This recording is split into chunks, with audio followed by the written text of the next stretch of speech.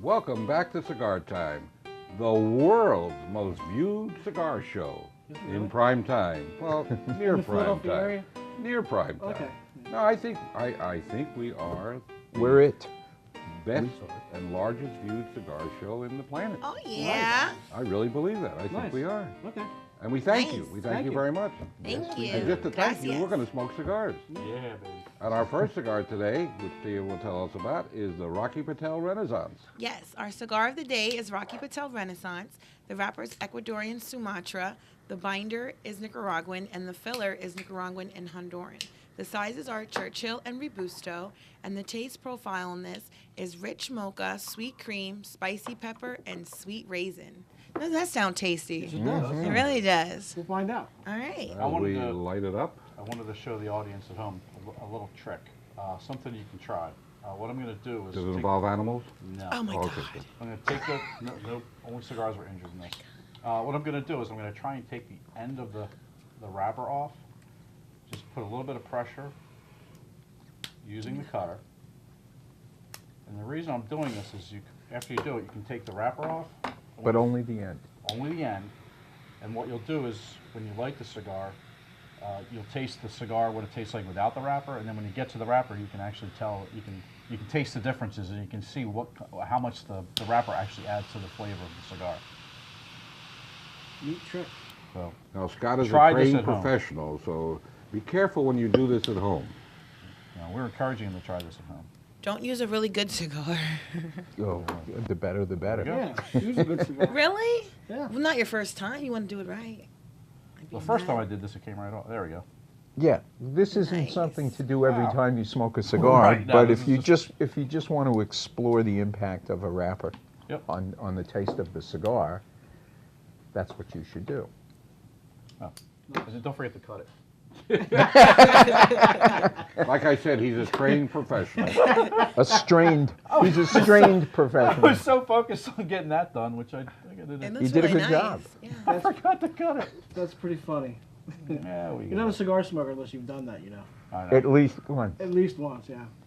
And burned at least a few holes in your shirts. Yeah. Mine's is No, jacked up no today. good cigar is good unless you wear it. So far, so good. So far, so good. Okay. So now I'll be able to tell the difference between what it tastes like without the wrapper and then when I get to the wrapper. So what is it tasting like right now? It's very spicy right now. Yeah, it is spicy. Yeah. Absolutely. Which isn't surprising because I don't know if how much spice the wrapper adds, but Well, it's Actually, Sumatra, so. it's Ecuadorian Sumatra, Yeah. which is spicy. Yeah, it's pretty spicy. So the net, well, we'll talk about the What's the- overall flavor Yeah. later. you guys are getting that from the. I'm tasting it before my. Right now, my cigar should taste not completely. Binder and but filler you're getting from. different from everybody else's because I'm not getting a lot of the flavor comes from the wrapper. Yours tastes different because you're you. Let's face It's it. true. All right, we got that too. The palate of the Billy This Goat. isn't as spicy as I thought it was. This doesn't taste as spicy as I thought it was going to be. It's like a mild spicy. Well, this is the part of the program where we cut away to Paul, who will pontificate at some length Oh, God. on, of all subjects, boxes. Yeah. Take it away, Paul, Okay, so but not too far. not too far. So today I'm not Paul in the field, I'm Paul in the box. And, you know, we all see cigars in boxes all the time, and we might not think much about where they came from or why they're there, or, in fact, the illustrious history that cigar boxes have had. So I'm going to go back to the beginning of cigar boxes, but to understand it, you have to know that there were two parallel lines. Cigar boxes evolved in Cuba one way along one path, and they evolved in the United States along a completely different path until everything ran together. So we'll start in Cuba. And interestingly enough, up until the 1800s, Cuba typically packed their cigars, get ready for this, in pig bladders. Oh. Nice. They would take 25 to 100 cigars and shove them into a pig bladder. And with that, they would stick a sprig of vanilla bean, which was supposed to keep the pig bladder from stinking up the cigar. Of course, today we think the other way around. Everybody's worried that the cigar is going to stink up something else. Right. But they were smart. I kind of want why a pig bladder? Like why not like a cow bladder or Maybe because people ate the cow bladders and they didn't eat the pig. I don't know, honestly. Who knows? I have no answer for that. But I will tell you that the other ways that cigars were sold or packaged back then basically were only two ways. They put them for export in giant steamer trunk type cabinets that held up to 10,000 cigars apiece. Wow. And they also took handfuls of cigars and wrapped them in palm leaves, which they called yaguas. Yaguas. Yagua was the palm leaf frond wrapping that they would make up little bundles of cigars Which in. name used to do that? Astorel used to pack Yeah, their cigars that way. Yeah. that's right, yeah. And that was called a yagua. So in Cuba, that was the method for hundreds of years until 1830 specifically. And in 1830, one of the largest bankers in England, a gent by the name of H. Upman, came up with the idea of bringing cigars back to London to give to all of his clients.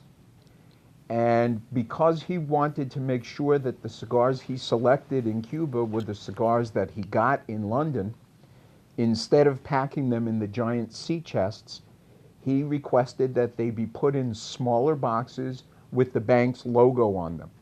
And it was a very simple box. This isn't one from the 1830s, but it was essentially this. It was a plain wood box with the H. Upman name stamped on it. We should have put some beads in that box. That went over really well. And in fact, within about 10 years, every cigar in Cuba was being shipped in wooden boxes of some sort or other most of the time. So that was the beginning of it in Cuba. In the United States, it followed a very different path. The main ways that cigars came here were in oak barrels that usually had about 2,500 cigars in them, or in the bunches of those yaguas that they would then be able to sell as a bunch or as a bundle. But you have to remember, in that time, domestic cigars, which were vastly the larger number of cigars that were being sold, were pretty much sold one at a time or just in handfuls, and there weren't boxes at all. We have one man to thank for the whole idea of putting American cigars in boxes, and believe it or not, that man is Abe Lincoln. And the reason for cigar boxes was the Civil War. Lincoln was looking for ways to finance the war, and his brilliant idea was to tax cigars. And this had been tried a few times in the past, and Congress never passed it. But this time they did pass it, and almost immediately discovered that the problem was there was no way to define which cigars had been taxed and which cigars hadn't been taxed. So by executive order, Lincoln mandated that every cigar sold in America, whether it was made here or imported, every cigar sold in America had to be sold in a wooden box. The boxes could only be 25 cigars, 50 cigars, 100 cigars, or 250 cigars. And the box had to have a clear space big enough for a tax stamp. So basically, us cigar smokers paid for the Civil War.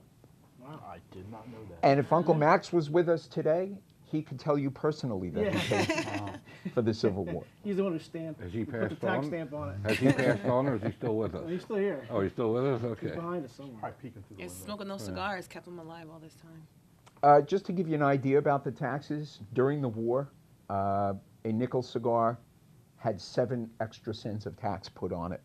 So it more than doubled the price of cigars. Wow. I thought it was bad. Almost now. like today. Wow. Almost like today. Sad but true. Pennsylvania.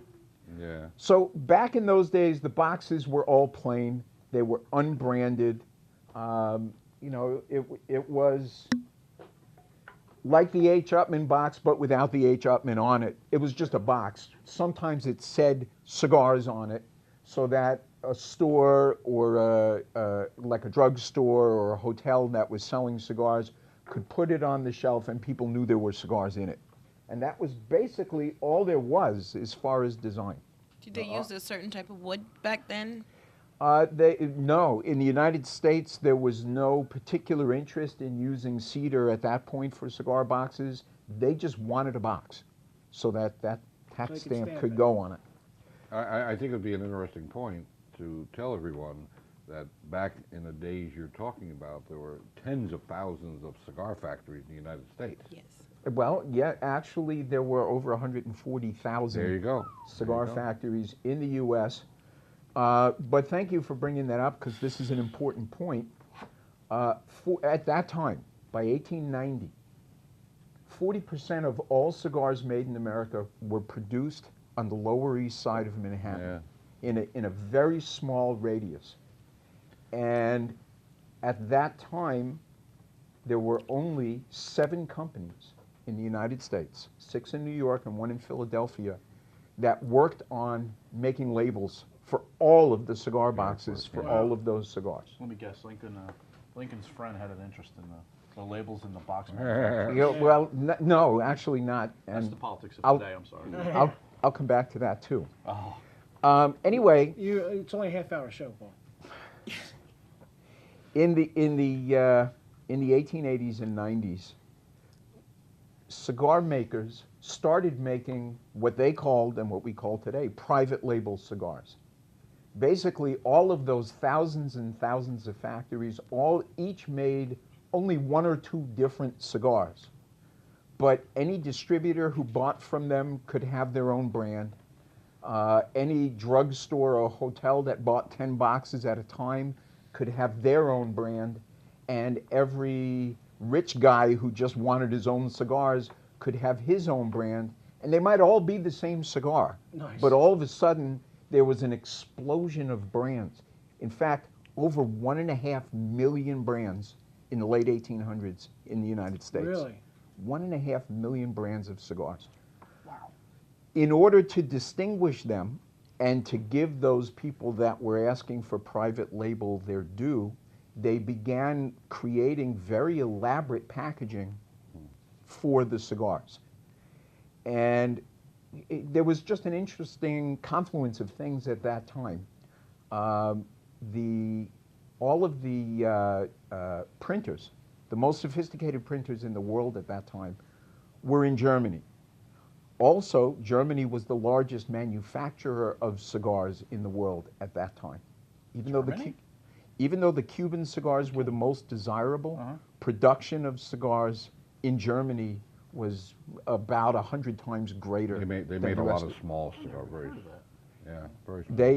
They bought tobacco from the Dutch, who were traveling all over the world, and we've talked about that in past episodes. They traveled all over the world buying up tobacco and plantations, and the Germans bought all that tobacco, and they were making the cigars. Under the regime of Otto von Bismarck in Germany, a lot of the artisan classes of people left Germany and came to the United States. And printers were very high on that list. Most of them arrived on the Upper East Side in Manhattan, and they started making the elaborate packaging for the cigars. And I want to show you a little bit of some of the kinds of things that they were doing. At that time, the boxes themselves were relatively cheap, so it was all about the design work. And this is a contemporary box, but this is very representative of what was typical in that day. It was a plain, lightweight wooden box wrapped in paper. This was called the cover sheet. And then inside was the lid sheet, and typically there would be another sheet just like this laying on top of the cigars. That was called the top sheet. A lot of sheet. Then there was a whole bunch of sheets. And of course there was a name for everything. So these strips of paper that went around the edges that actually glued the whole thing together, that had a name too. That was called fileta. The thing is, right at that same time, they invented mass stone lithography. Why don't you hold that up? hold it right in front of your face. Not quite that high. Mass stone lithography. Anyway, the printing became very elaborate. in fact, they used large stone plates to print the artwork on each of the boxes, and they usually had as many as 12 colors. So here, I have some other examples of some of the beautiful artwork that we have today that's really just a hint of how beautiful They things don't. They were. didn't come with the warning labels back then, did they? No, there was no Surgeon Surgeon General General is in what that I time. say. Came with a doctor's This is recommendation. very representative of the complex artwork that was going on at the time. But what you have to understand is that these 7 companies that were making all of these papers for the cigar boxes had hundreds of artists who did nothing all day but paint thousands of little paintings like this that were then converted into solid stone lithographic plates.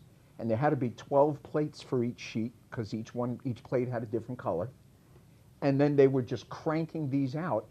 And if you think about a piece of art like this, painted, but now imagine that there are 1.5 million different paintings Wow. being produced in the span of about 10 or 12 years. Wow. And all of the printing that came with that. Paul, that's most informative. I've got to stop you there.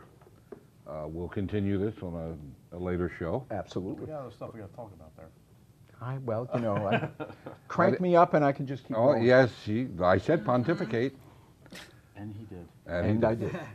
You didn't disappoint. Interesting references to Lincoln, the Civil War, and a lot of sheep. Yeah, you don't really hear Lincoln and Bismarck together in conversation. Not too often. Didn't the British sink his battleship? You sunk my battleship. Yes, they did. That is correct. Okay, so I think Now it's we get time back for to our us cigar. to review our Rocky Patel Renaissance, and we'll start with our esteemed colleague to my left, Miss Tia. Okay, gave me like the messed up one though. It's I didn't give you anything. Mine's falling apart a little bit, but I Oh, still got well, it is. But I got, he gave me a bad one. What can I say? All right, just the wrapper. Really good cigar. I'm loving the flavors of it. I can taste the mocha. When I first lit it up, I got a peppery, spicy taste, but it was almost like a sweet kind of taste. It wasn't overpowering, wasn't like, oh, I got to put the cigar down or anything.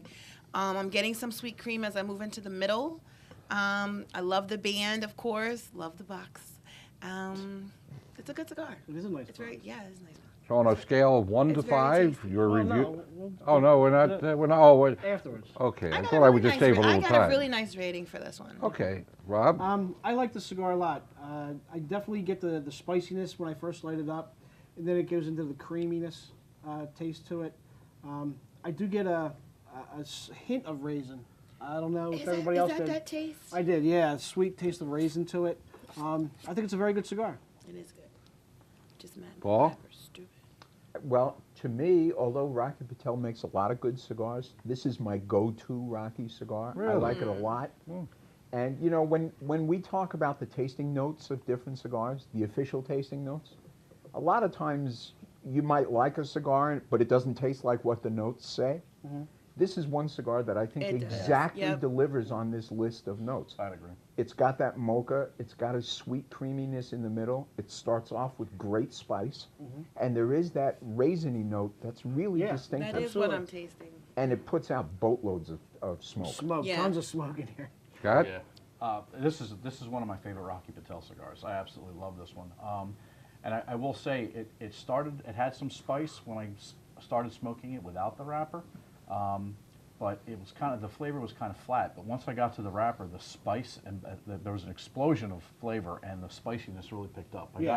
I did get the raisin, maybe a little bit of almost a current, and then definitely the cocoa and sweet Yeah, cream. absolutely. You definitely Very- get the sweet very Love this tasty cigar. Raisin cigar. wasn't good enough for you, it had to be current. Current, Hey, I get what I get. You know? It's better than being uncurrent. Yeah, that's true. Well, I don't think I can add much to this except to say that this is a kick-ass cigar. It's a great cigar. Yeah. I think it's time to go around the table and rate it. Oh, I know why my wrapper you threw. Anyway, You said you had a good rating. I do have a good rating. Did I'm you have it debating. today? 4.65. Wow. Yeah, for her, that's like tremendous. It is. rating. Because like Paul said, it's true to what it tastes like. Yeah. Yeah, it is. I give it a 4.5. Oh, okay. Paul? I give it a 4.6. Holy A mackerel. 4.6 that way. I have to disagree. I give it a 4.75. Ah, see, you I just love asked this how cigar. to. Holy mackerel. I just wish it was a little less expensive. Yeah, it's a pretty expensive cigar. Yeah. That's the only What problem. is this? I go right in there at about a 4.6. So all Okay. told, it's about a 4.6, which is pretty Pretty dang good. Pretty good. Absolutely. What do these things sell for? They sell for about $7.70. For the Robusto Really? Churchill is $8.70, so about $174 a box. So it's pretty expensive. $174. Can't we do a little better than that? Well, 200. Supposed to go down. No, I didn't. I mean down. Oh, about 99.95 That's For a big box? discount. for a box. No. No. And there's 20 in a box, right? Yeah, Yeah, 20 in a there's box. 20 in a- What's wrong with that? What's wrong? That's only How $5. about- Wait a Let's minute. go lower. Wait a minute. How Can we much go lower you lower? want to go? I'd go $75 a box. No. What are you thinking? $69.95? Nah. Are you kidding me? I wanted 200. Oh my God. Let's sell them between now and April 15th, or while supplies last. Limit 5 boxes to a customer. Oh, You ready? Drum roll. ready. We're going back to 200. How about $49.95? Are you Wow. serious? $49.95. $2.50 each. Wow. Wow. Instead of Serious? $8. Instead of $7 or $8. $9. Can So we we're do running that? a special. Yeah, we can do it. We got thousands Yeah, of I want to boxes. get paid. While supplies last. I want to get paid. Are we going to make any money on this? Nah, come on. We're coming into spring. The winter's been brutal. We're starting to just get into some little better weather. Wow. So why don't we get the golfers early? Why don't we get people out, get them boogieing into the stores, and let's Wait, give them away at 50 listen, bucks, no- $49.95. Both We're going to sizes? have other stores trying to come in and buy them from us at that price. They're available at all nine cigar stores. Yes, I have plenty. Now, what Oh, you need, like Scott said, both sizes? both sizes, same price. Wow. We'll give them all for Churchill and 49. Robusto. But here's Wow. what you got to do. You have to go to our website, and our website is CCCigars.com. On there, you'll see a little coupon. Either bring your smartphone in and show the person behind the counter the smartphone, or just print and cut out the coupon, bring it in. What did I say, 5 to a customer? Yes. 5. Up to 5 boxes to a customer at all 9 stores. Okay, Wow, that's a pretty good price. it's a Pretty damn good price. That's Well, an they're going to love it incredible because this price. is really I tasty just cigar. think it's time to just light things up a little, just really get things rattled. Wow. a Just little. in time for this. Just spring. in time. Well, this is a just good in time cigar to for do the it with. spring. By the way, this is a Choice. cigar that ages really Yeah, nicely. Yes, yeah. So absolutely. even if you're not used to buying multiple boxes of one cigar at a time, at this price, buy a bunch and put some away. Lay it Yeah. down, yeah. Yeah, please, whatever you do, don't rush to other dealers and expect them to be giving you the boxes for $49.95. Yeah. You'll be very disappointed. This is a cigar special. Yeah, this is an exclusive for us. Yes. So I guess it's time to move on to a topic we've been covering the last few weeks, our 5 best cigars, and we're down to numero uno, number one. one. Ooh. So who wants to take the lead on that? Start with tea. Ladies first. Ladies Okay. My favorite cigar of all time, I guess, my number 1 is the Fuente Añejo Shark number 77. first. Not a bad choice. Not a bad And choice. why is it you like that cigar? That is a great cigar. Just the look of that cigar makes you just want to pick it up and eat it. I mean, the Connecticut broadleaf, right? Doesn't it? It's just so deep, rich, It is like a rich. chocolate-looking Yeah. cup wrapper. That's the Connecticut broadleaf. It's aged in a sherry barrel. The binder is Dominican and the filler is Dominican. And I'm not too big on Dominican, but I just love this. It's a great cigar. It's a great my cigar. number 2. And they, That's right, they it was your never number two. put that cigar in a pig bladder. No. Oh, thank It God. only comes out. It only comes out once a year. Once a year. Yes, Christmas. it's very rare. Only comes out once a year. The band is beautiful. The construction is beautiful. I just love this cigar. It's one of my favorites. Rob? It's my Wow, favorite. very good. My cigar, people have said it already in the past. It's a Nicaraguan Puro. It comes in a sun-grown, natural, and a Maduro wrapper. I'm going to assume that's a quorum. It is not a quorum. Oh. I almost This choked. this cigar is so copied that they actually put a serial number on the band, so nobody can. That's right. So nobody can duplicate the cigar. Oh, wow. It's very, very good.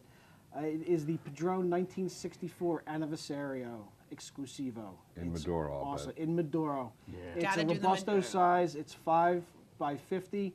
It looks a little smaller because it's box pressed. It's actually 5.5 by 50. It looks a little smaller because it's box pressed, but it's fantastic. It's got a nice chocolatey taste to it, cocoa taste to it. Cocoa. And I don't know anybody who does not like that cigar. Everybody. Everybody Everybody loves loves that cigar. I But think it's- everybody's it's- had it in their top 5. Yeah, That was it's- in my Well, top At 5. one It's time or my another, favorite yeah. cigar of all time. That was my number 2. So, yeah, See how we are? we We're switched. so, we're yeah. so the same. Paul? Well, my cigar is a little bit obscure, but it's also a Nicaraguan Puro. It's a cigar from the My Father Cigar Company. It's called, that's Don Pepin Garcia, for those of you who don't know. And it's a little tiny cute cigar called the My Father Le Bijou. It's a dark cigar. As I said, it's a Nicaraguan Puro. It's got very, very rich, concentrated, spicy and sweet flavors. And it's a combination that I just find completely irresistible. And in the midst of my 12 cigars a day, because it's a small cigar, I can sort of throw that in the mix no matter what and not worry about it. And I just love them. That's a great cigar. Mine is the Tatuaje Cajono 2012 Broadleaf. Never Oh, guessed whoa, that. whoa. That's a Wow. lot of... Not to be mixed How up do they with fit the, all that on the box? With they the also have a or the- Habano wrapper and a Sumatra wrapper. Sumatra's really good Lots too. of coffee and leather flavors, some cocoa in it, very smooth. It's a medium to full. It's very smooth, but it gets spicy close to the middle and the end of the cigar. Nicaraguan filler and binder, and I just absolutely fell in love with this cigar the second that I had it. It's a very good cigar. Oh, it's phenomenal. It's not cheap, but it's good. No. All I right, think it's the best hat. my last. You're last. I think I'm just going to blow everybody away. Uh-oh. Uh-oh. My favorite domestic cigar. I'll Domestic. say non-Cuban. Non-Cuban That's cigar better. is the Partagas 150. There you go. You get them. Yeah. Yeah, Really you socking find it them. to We them. have them. That's Well, true. nobody else does. We have them. We have 'em. We have them. And I could go on and on about this cigar, but we are running out of time. It's So got a all I 30-year-old can say, yeah, the wrapper's almost 40 years old. Yeah. The cigars themselves were made, rolled in the middle 1990s, so they've got a lot of age on them. Typically not inexpensive, but it's a damn fine cigar. Can't argue with that. No, I don't think absolutely anybody not. can It's a great cigar. You may be the only person at this table that can afford to smoke that. Probably. You're not talking to me, are you? If they're paying for all these shows, I don't think so. Yeah. Well, especially if we're selling Rockies for under $50 a Yeah, box. well, don't forget, go to the website, cccigars.com, and get the coupon, You $49.95 need the coupon a in box. order to get Yep. in order You to Need get the the box. coupon or the smartphone. Well, we're running out of time. 30 seconds. I guess it's Oh, time. real quick, I just took the wrapper off and I'm tasting the binder, don't and have it time. is different. Okay. Okay, just wanted to say that. All right, everybody, time to say goodbye. Say goodbye, Gracie. Bye bye. Bye bye for now. Ciao for now, everybody. Bye, Oh my Mom. God. And Pennsylvania, look out for potholes. and smoke happy and smoke often. As always, thank you very much for your patronage, and I guess we'll see you next week, so tune in. Yeah. Bye-bye. See you.